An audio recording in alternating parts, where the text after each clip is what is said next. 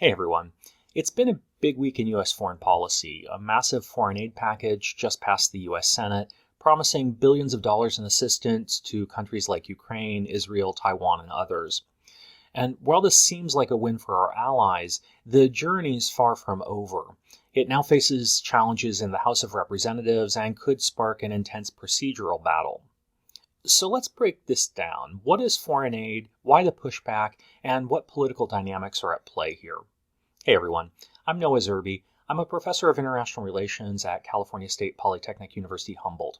Welcome to Global Explainer, where we examine the concepts and theories behind current events in global politics and international relations.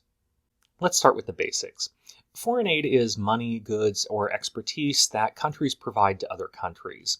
The goals are diverse: building relationships, promoting democracy, humanitarian relief, or in Ukraine's case, bolstering a country from external threats.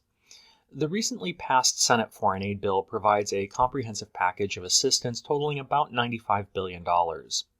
The aid package allocates $60 billion for Ukraine, $14 billion for Israel's war against Hamas, $10 billion for humanitarian aid in conflict zones, including in Gaza, and $8 billion for Taiwan and other Indo-Pacific allies.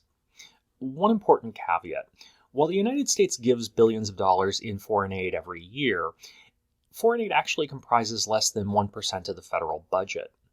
That said, most Americans drastically overestimate the amount they think the country spends on foreign aid, with polling data regularly showing Americans think about 25% of the federal budget goes to foreign aid, and that they would like to see this brought down to about 10%.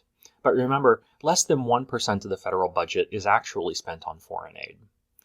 But it's not just about the dollars. While the money matters, foreign aid is a foreign policy tool that reflects values and strategic interests. The foreign aid bill passed by the Senate enjoyed strong bipartisan support, passing with a vote of 70 in favor, including 22 Republicans voting yes and 29 opposed. But the bill faces considerable opposition in the House, where Speaker of the House Mike Johnson has said he will not allow the bill to be brought up for a vote. Interestingly, much of the opposition is framed in terms of securing the border, with critics arguing they won't support the foreign aid bill because it does not address U.S. border security. The problem is that negotiations around a bipartisan border security bill fell apart last week after Republicans withdrew from negotiations over fear that any legislation might be framed as a win for the Biden presidential campaign, something they wanted to avoid. And this is where things get interesting. Speaker Johnson's opposition to the bill complicates its normal route through the House. Democrats have indicated they may use a discharge petition, a rarely used tactic to force a vote on a stalled piece of legislation. Such a move would require a majority of the House members to sign a petition to bring the bill to the floor for a vote, bypassing regular committees and leadership. Will members risk taking power out of leadership's hands on such an important bill? And already, many Republicans and even some progressive Democrats said that they would not support such a move.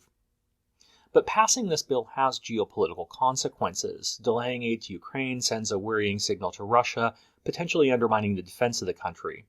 And even beyond Ukraine, other partners who count on U.S. support will be anxiously watching this process unfold.